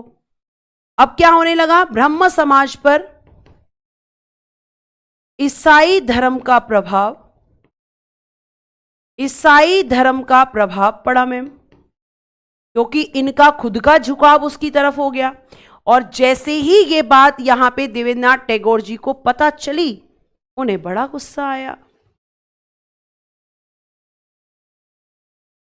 उन्हें बड़ा गुस्सा है कि भैया चल क्या रहा है? मैंने तुम्हें जिम्मेदारी सौंपी थी कि ब्रह्म समाज की विचारधाराओं को आगे बढ़ाना है, और तुम ईसाई धर्म की विचारधारा को ब्रह्म समाज में लेके आ गए। हम तो पर्टिकुलर किसी धर्म की बात करते ही नहीं है, हम तो अच्छे विचारों की बात करते हैं। आपने यहां पे इसका उद्देश्य ही फेल कर दिया। आपको तो मैंने आचार्य बनाकर ही गलती कर दी। तो अब यहां पे क्या हुआ कि केशव चंद्र सेन जी और देवेंद्रनाथ टैगोर जी के बीच में डिस्प्यूट हो गया, विवाद हो गया। ठीक है, यहां पे आपको ध्यान रखना है कि इन दोनों के बीच में डिस्प्यूट हुआ। अब यहां पे ऐसे प्रभाव पड़ा तो क्या हुआ? देवेंद्र नाथ टैगोर जी की वापसी हुई कि भैया वापस चलना चाहिए मुझे, ये तो एकदम उद्देश्य ही खत्म हो रहा है इसका। और जब इनकी वापसी हुई तो इन्होंने क्या किया?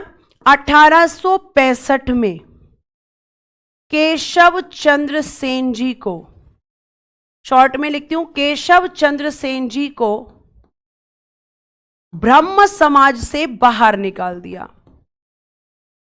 ब्रह्म समाज से बाहर निकाल दिया कि भैया ये सब नहीं चलने वाला। मैं तुम्हें जिम्मेदारी देकर गया था कुछ, और तुम यहां पे कर रहे हो कुछ और ही। निकलो भाई, क्योंकि ये हमारा उद्देश्य ही नहीं है। तो इनको बाहर निकाल दिया। अब क्या हुआ बेटा? अब मैम हुआ पहली बार ब्रह्म समाज का बंटवारा। एक बना आदि ब्रह्म समाज और एक बना भारतीय ब्रह्म समाज। 1866 में क्या हुआ? एक बना मैम आदि ब्रह्म समाज, जिसमें आपके कौन थे? देवेंद्र नाथ टैगोर जी। और एक आपका बना ब्रह्म समाज,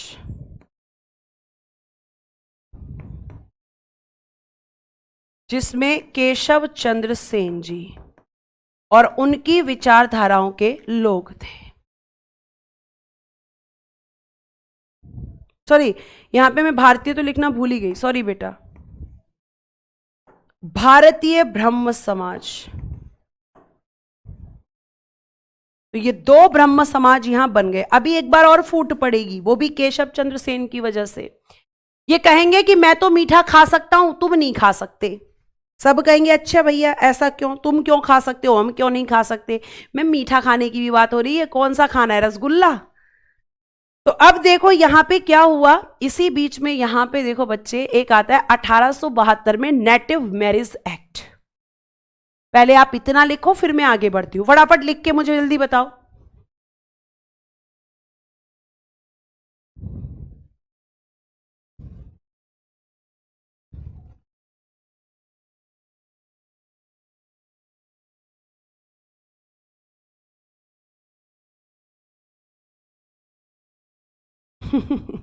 अच्छा, जलेबी खाने की बात चल रही थी।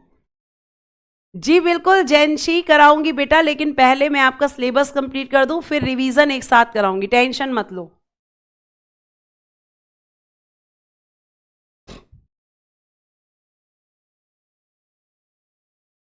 हो गया?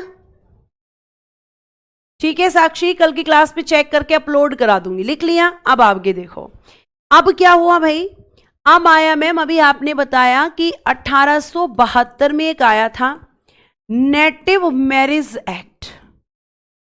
नेटिव मैरिज एक्ट, ठीक है। और इस एक्ट में यह कहा गया था कि भाई अब से हम क्या करेंगे कि जो आपकी लड़का है यानी कि बॉय, और जो लड़की है यानी कि गर्ल, इनकी शादी की एक मिनिमम एज फिक्स करते हैं।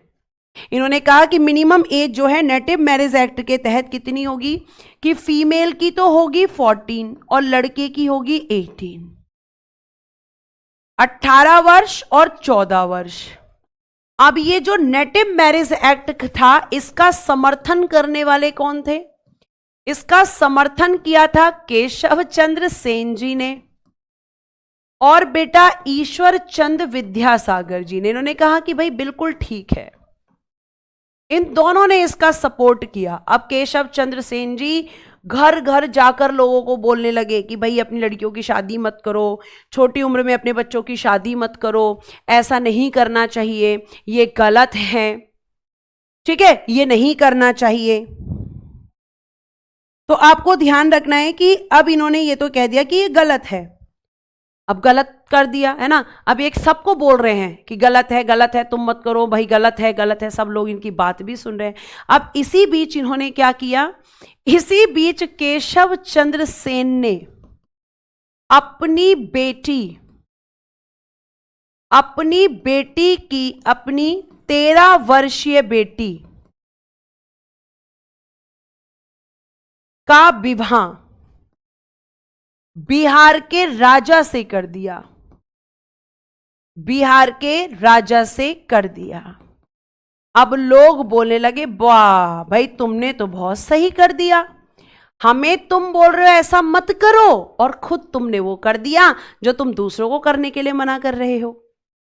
अब भाई इनके साथ जो लोग थे, तो केशव चंद्र सेन से नाराज लोगों ने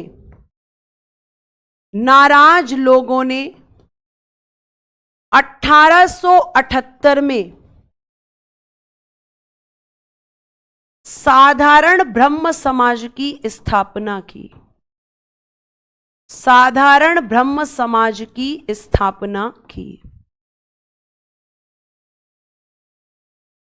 कि आप तो अपनी ही बातों पे नहीं टिक पाए, हम आपके साथ कैसे रह सकते हैं।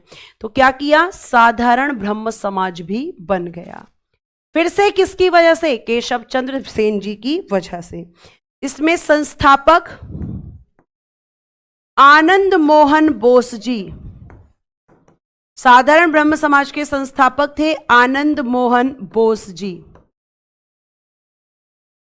शिवनाथ शास्त्री जी,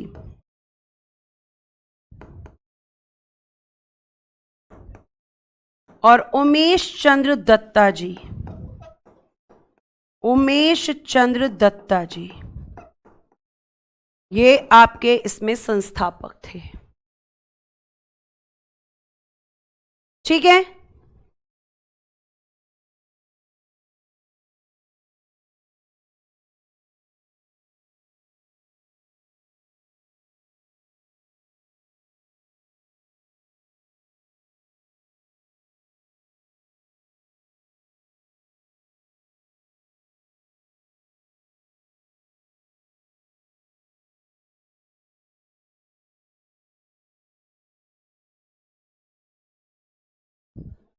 ठीक है, यहां तक समझ में आ रहा है। तो यह आपका ब्रह्म समाज और राजा राम मोहन राय जी की पूरी चीजें थी। लिखिए फटाफट, फिर आगे चलते हैं।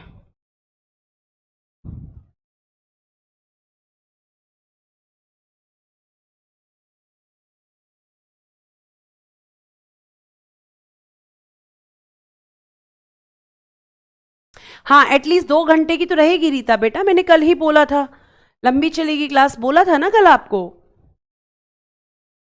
ऐसा तो है नहीं, मैंने बोला नहीं था। अब आप बिल्कुल नहीं पढ़।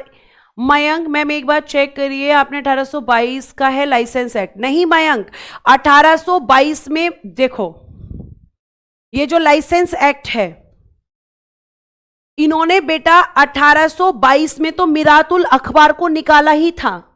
मिरातुल अखबार राजा राम मोहन राय जी ने फारसी भाषा में साप्ताहिक अखबार निकाला था 1822 में, और इसे 1823 में एक लाइसेंस एक्ट आया था, उसके तहत जब्त किया गया था। 1823 ही होगा, आप चेक करो एक बार, आप चेक करो इसको।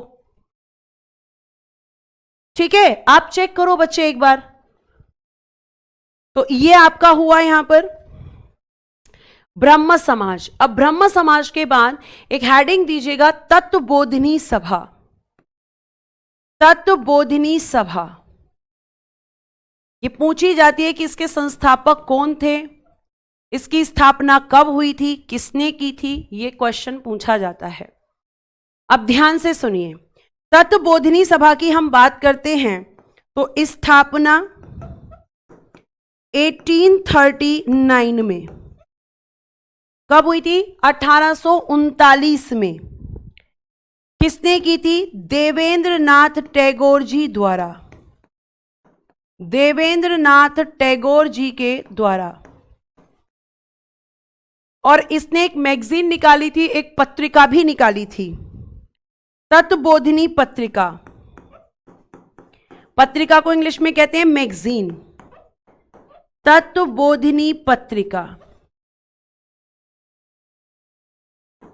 तत्वबोधिनी मैगजीन, और ये क्या थी? ब्रह्म समाज की मुख्य पत्रिका थी। ये ब्रह्म समाज की मुख्य पत्रिका, ब्रह्म समाज की मुख्य पत्रिका। बस इतना ही लिखना है इसके बारे में, फिर आगे चलते हैं। आपने कल क्लास ली थी? जी हां बेटा, कल क्लास ली थी।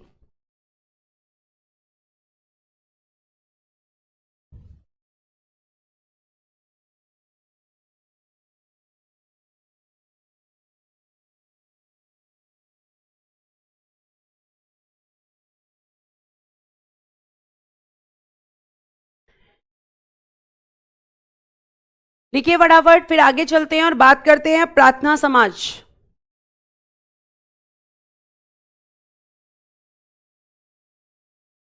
आठ से 18 क्या है? कहां लिखा है 8 से 18? कहां लिखा है कपिल 8 से 18? 14 और 18 तो लिखा है, 8 से 18 का वो बी लिखा है, बॉयज। कपिल लड़का, बॉयज लिखा है वो, 8 से 18 नहीं लिखा है।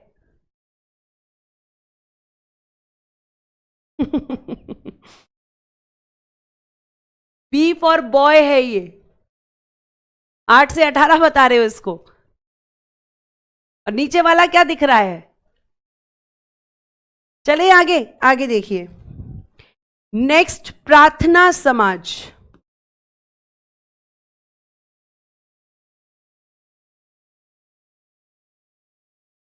एटीन 1867 में स्थापना, बंबई में। किसने की थी?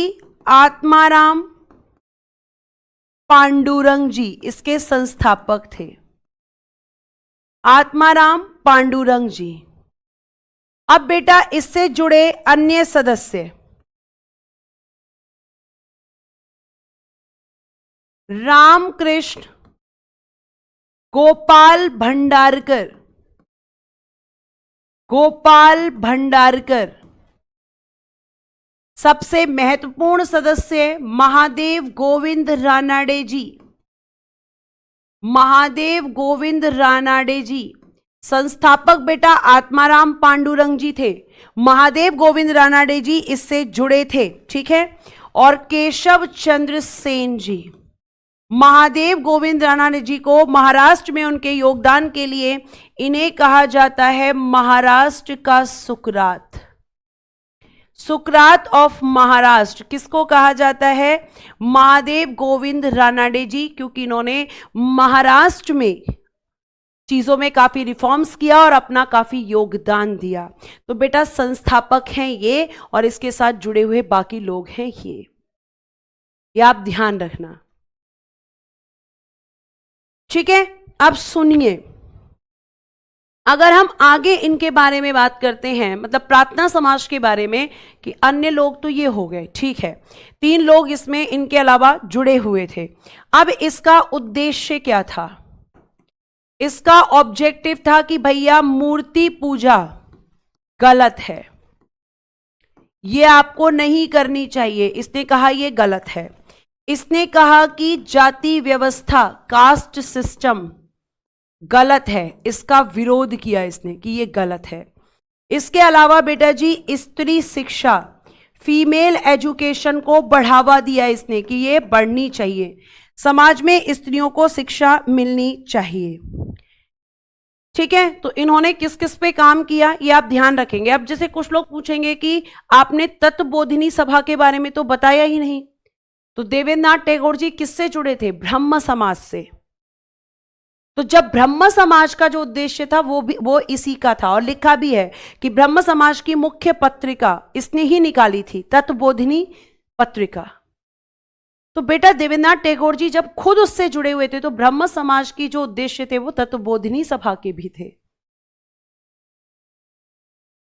ठीक है। तो ये आप ध्यान रखेंगे कि प्रार्थना समाज ये इसका उद्देश्य है, संस्थापक इससे जुड़े अन्य लोग। उसके बाद अब हम बात करते हैं कि जो महादेव गोविंद रानाडे जी हैं इनके बारे में, ठीक है, क्योंकि इनसे क्वेश्चन बनता है। महादेव गोविंद रानाडे जी,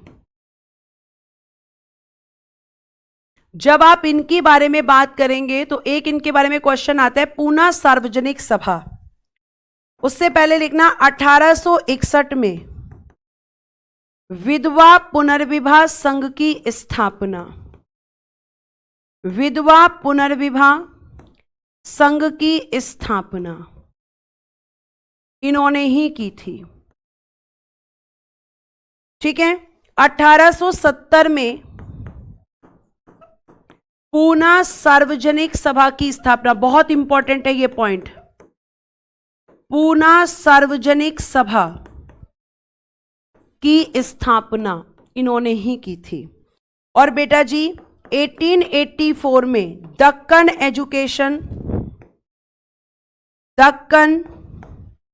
एजुकेशन सोसाइटी की स्थापना, और ये इन्होंने की थी पुणे में। कहां पे की थी? पुणे में। तो ये महादेव गोविंद रानाडे जी के काम हैं।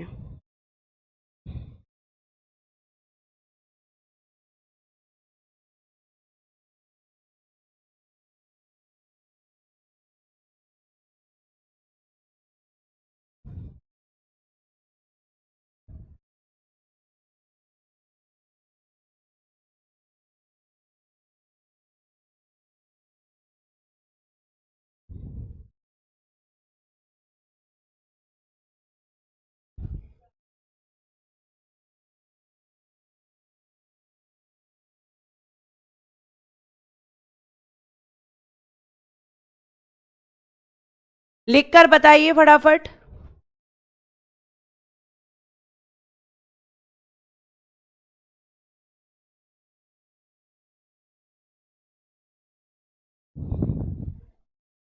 फिर चलेंगे आगे और पढ़ेंगे वेद समाज।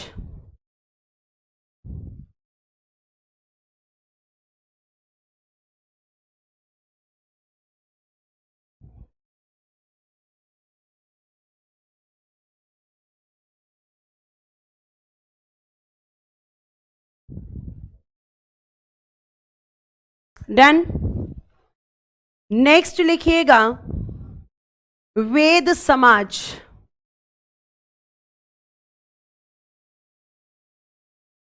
स्थापना 1864 मद्रास में श्रीधरलू नायडू द्वारा, श्रीधरलू नायडू द्वारा। और बेटा जी इसके लिए इन्होंने इंस्पिरेशन ली थी केशव चंद्र सेन की प्रेरणा से। ठीक है, इन्होंने इसको स्थापित किया था। और बेटा इसे कहा जाता है दक्षिण का ब्रह्म समाज। ये क्वेश्चन पूछा गया है कि दक्षिण का ब्रह्म समाज किसको कहते हैं, तो वेद समाज को। तो इसके वही उद्देश्य थे जो ब्रह्म समाज के उद्देश्य थे, इसके वही उद्देश्य थे जो ब्रह्म समाज के उद्देश्य थे। ठीक है, एक आपने सुना होगा यंग बंगाल आंदोलन। ये क्वेश्चन आता है ये किसने चलाया था? 1826 से 31। यंग बंगाल आंदोलन संस्थापक Henry Vivian Derozio. Henry Vivian Derozio ये कौन थे मैम? तो बेटा जी ये हिंदू कॉलेज में, हिंदू कॉलेज में अंग्रेजी और इतिहास के प्रोफेसर थे। अंग्रेजी और इतिहास के प्रोफेसर, इंग्लिश एंड हिस्ट्री के प्रोफेसर थे ये। ठीक है, कहां पर? हिंदू कॉलेज में। अब इन्होंने ये आंदोलन चलाया था, तो आखिर इस आंदोलन का उद्देश्य क्या था? ऑब्जेक्टिव। पहला इन्होंने कहा कि भैया प्रेस की स्वतंत्रता, फ्रीडम ऑफ प्रेस, प्रेस को स्वतंत्रता मिलनी चाहिए ताकि प्रेस सही और गलत जनता के सामने रख सके, ये नहीं कि आप उसको बांध के रखें।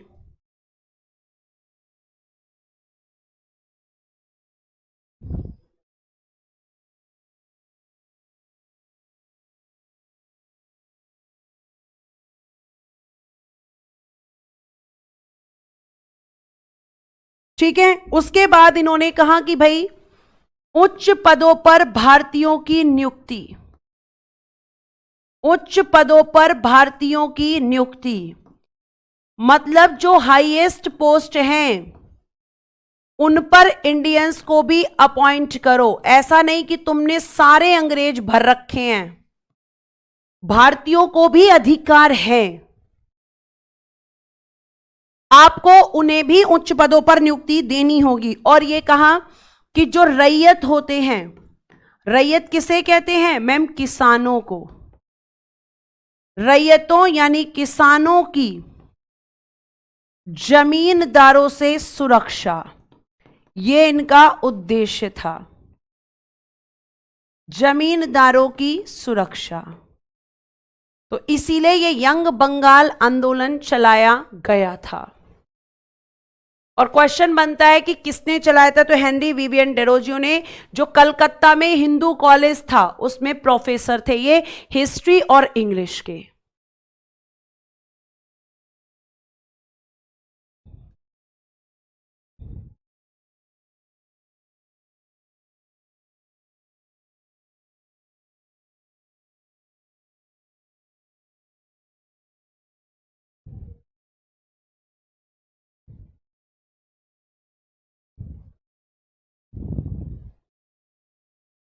थोड़ा सा और पढ़ाऊंगी, फिर कल पढ़ा दूंगी, टेंशन मत लो, नहीं लूंगी 6 बजे तक। कुछ बच्चे एकदम ऐसे रिएक्ट करते हैं जैसे पता नहीं कि मैंने पता नहीं क्या अपराध कर दिया है, जैसे बस इन्हें ही मेहनत करनी पड़ रही है और टीचर को कोई मेहनत नहीं करनी पड़ रही। मतलब हमें बैठ के भी पढ़ने में दिक्कत है और टीचर को खड़े होके भी पढ़ाने में दिक्कत नहीं है। क्यों विपिन, ऐसा ही है? आपको क्या लगता है? मुझे समझ में नहीं आ रहा है आप किस लैंग्वेज में बात कर रहे हो।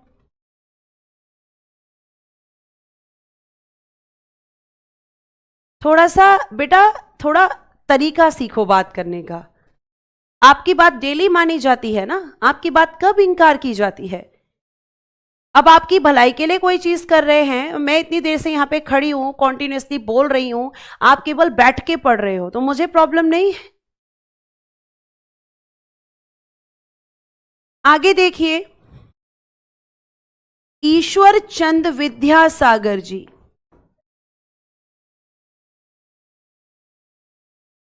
ईश्वर चंद विद्यासागर जी, हम इनकी बात करेंगे।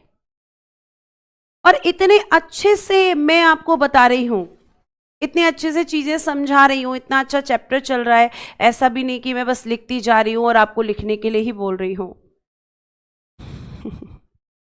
चलो आगे चलते हैं, परेशान मत हो, ठीक है। ईश्वर चंद विद्यासागर, 6 बजे तक ही बोला मैंने, ऐसा तो है नहीं कि मैं 4-5 घंटे आपको पढ़ाने बैठ गई हूं आज।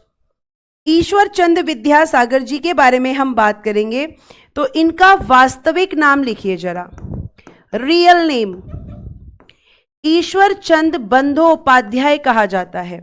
ईश्वर चंद बंदोपाध्याय, ईश्वर चंद बंदोपाध्याय।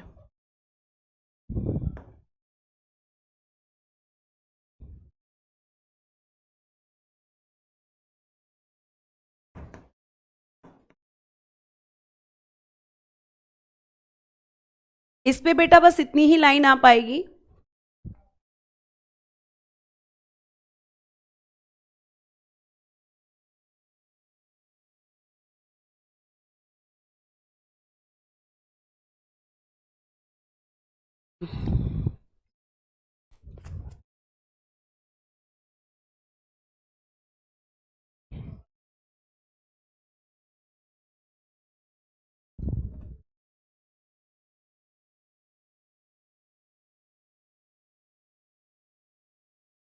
ठीक है, उसके बाद में इनका नेक्स्ट स्लाइड पे लिख रही हूं मैं, ईश्वर चंद्र विद्यासागर जी के बारे में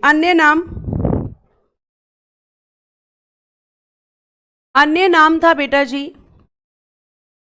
पारंपरिक आधुनिकतावादी।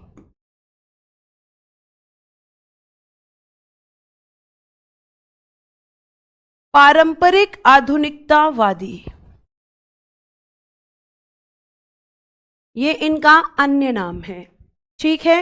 आगे अगर मैं फिर बात करती हूं तो इन्होंने क्या किया, संस्कृत शिक्षा पर ब्राह्मण एकाधिकार का विरोध किया। ब्राह्मण एकाधिकार, एकाधिकार को बोलते हैं बेटा जी मोनोपोली। ब्राह्मण एकाधिकार का विरोध किया कि भाई ये बहुत गलत बात है कि ब्राह्मणों ने ये बोल रखा है कि बस संस्कृत बोलना ब्राह्मण का ही अधिकार है, संस्कृत की शिक्षा लेना ब्राह्मण का ही अधिकार है। जी नहीं, जी नहीं मैम, इन्होंने कहा कि भाई सबका अधिकार है, शिक्षा मतलब सबके लिए, चाहे वो कोई भी शिक्षा हो।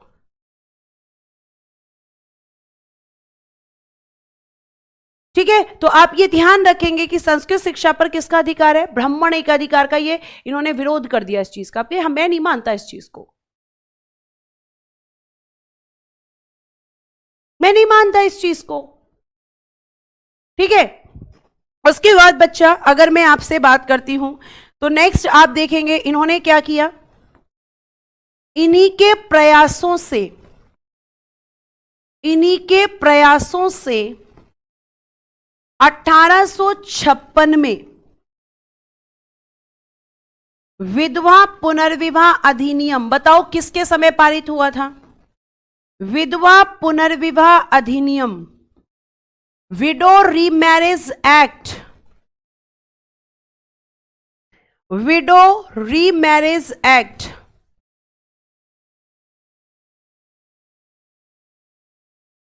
1856 पारित हुआ। मुझे जल्दी बताइए किसके समय पर हुआ था, क्योंकि ये बेटा मैंने आपको पढ़ाया हुआ है।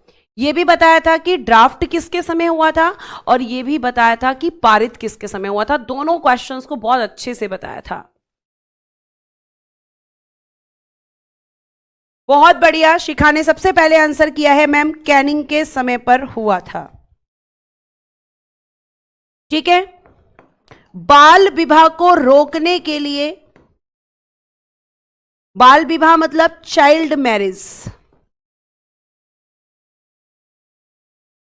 बाल विवाह को रोकने के लिए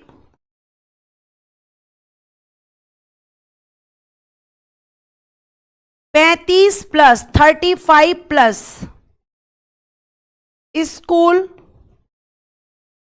स्थापित किए ताकि बच्चों को एजुकेटेड किया जा सके और उन्हें, प्यारे बच्चे, बाल विवाह से बचाया जा सके।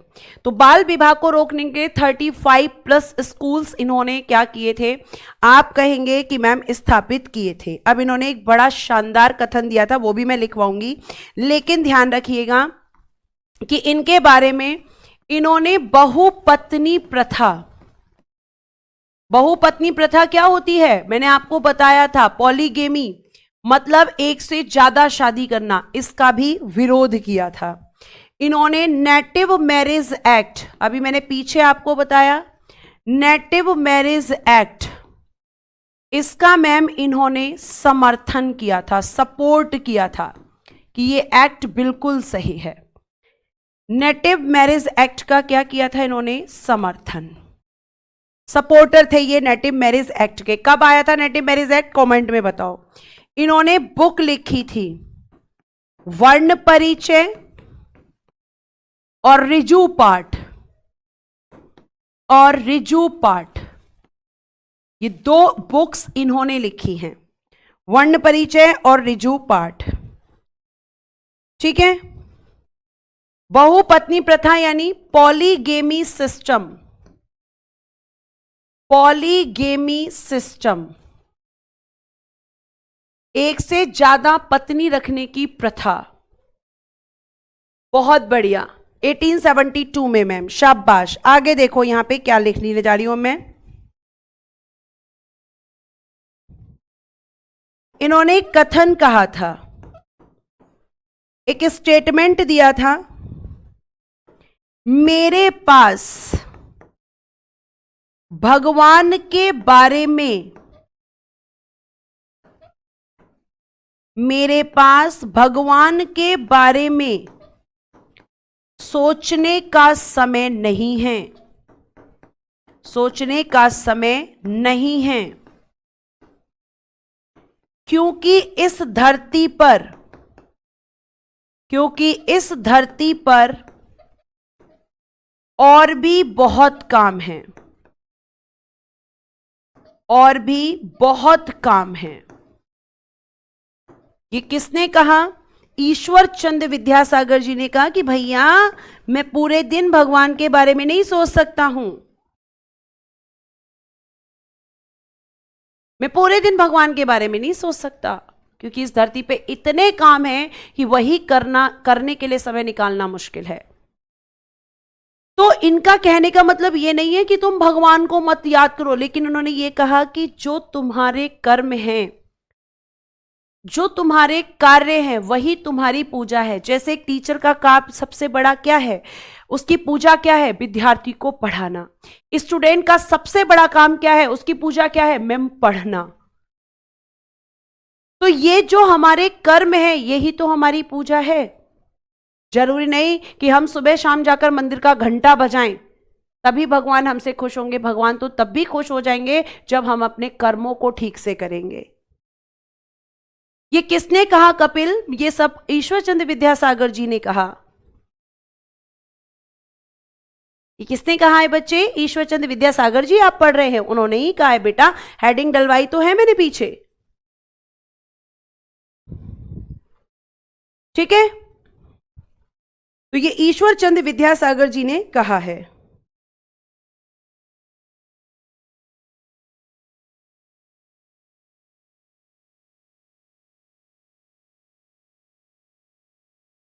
अब लिखिएगा ज्योतिबा राव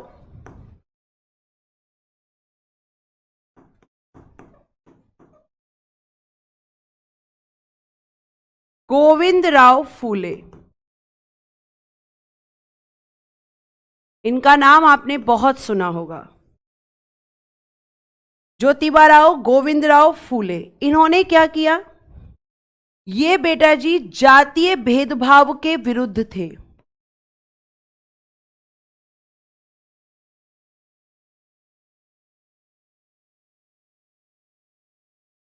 इन्होंने कहा कि जाति व्यवस्था गलत है, अगेंस्ट ऑफ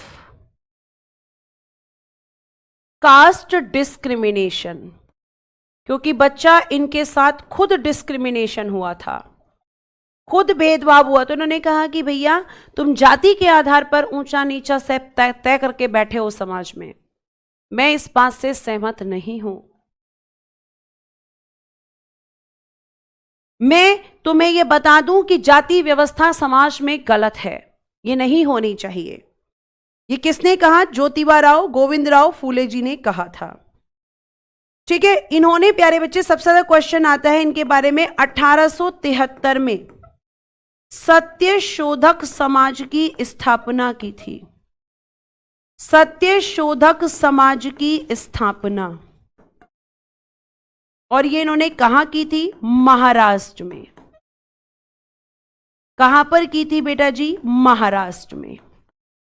और इस समाज के द्वारा इन्होंने जाति व्यवस्था जो आपका था उसके खिलाफ आवाज उठाई थी, ठीक है। 1873 में ही बेटा इन्होंने एक बुक भी लिखी थी, गुलामगिरी, जो इन्होंने अमेरिकी लोगों को समर्पित की थी। अमेरिका में ऐसे लोगों को जो गुलाम थे, जो दास थे।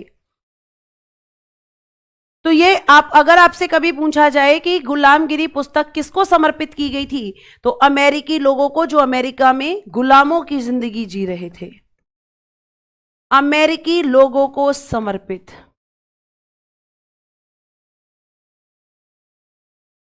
और बेटा इनकी एक वाइफ थी सावित्रीबाई फूले, जो आपके भारत की पहली महिला अध्यापिका थी, फर्स्ट फीमेल टीचर। इन्होंने अपनी वाइफ को पढ़ाया था। लिखिए यहां तक, फिर आगे चलते हैं।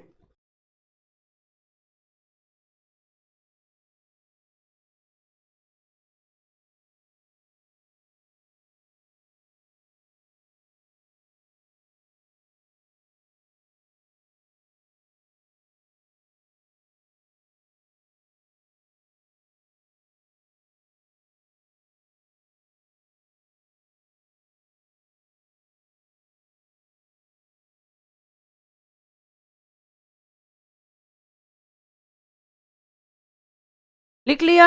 आगे चलिए, लिखिएगा इनकी पत्नी सावित्रीबाई फूले। सावित्रीबाई फूले जो कौन थी? भारत की पहली महिला अध्यापिका।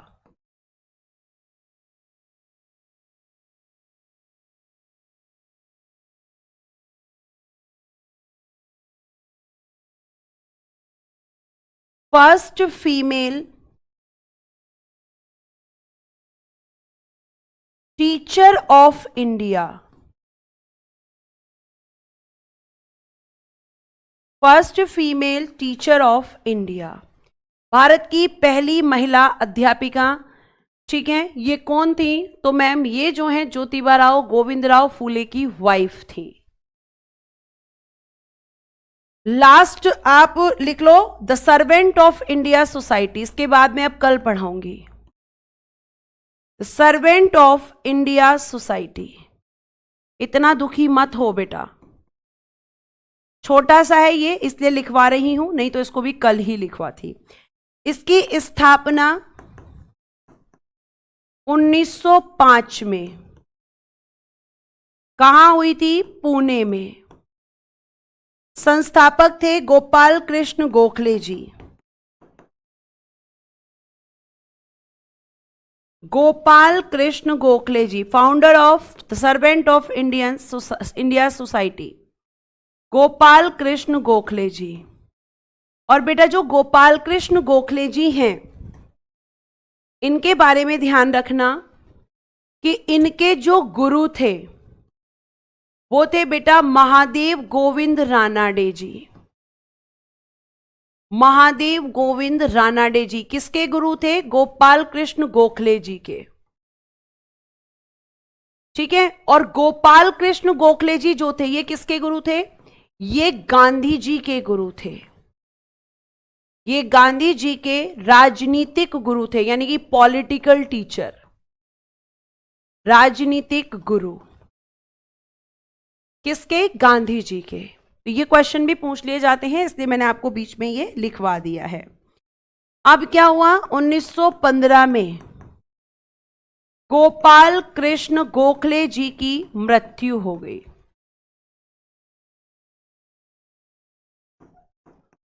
और इनकी मृत्यु के बाद जो नेतृत्व संभाला किसका? The servant of India society का, वो संभाला था श्रीनिवास शास्त्री जी ने। किसने? श्रीनिवास शास्त्री जी ने।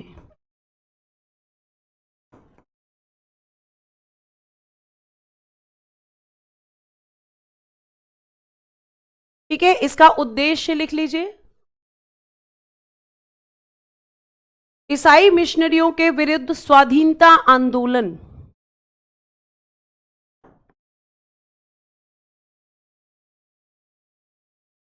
ईसाई मिशनरियों के विरुद्ध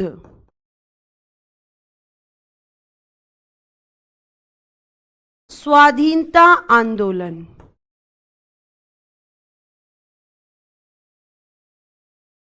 स्वाधीनता आंदोलन, इसका क्या मतलब है मैम? इसका मतलब है कि जो ईसाई मिशनरी थे, पहले तो वो जानो कि वो कौन थे। तो जो ईसाई मिशनरी थे बेटा, ये भारत में ईसाई धर्म का प्रचार करने के लिए केवल आए थे। इनको केवल ये परमिशन दी गई थी कि भाई आप अपने धर्म का प्रचार कर सकते हो, मतलब लोगों को अपने धर्म के बारे में बता सकते हो। लेकिन इन्होंने भारत में एंट्री करके क्या किया? भारतीयों को जबरदस्ती ईसाई बनाने को मजबूर कर दिया।